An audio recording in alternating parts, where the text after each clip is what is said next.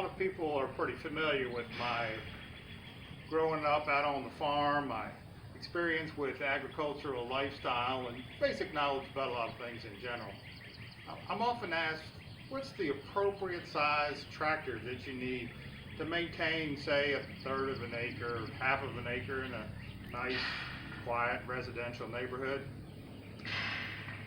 My answer is always as big a tractor as you can get.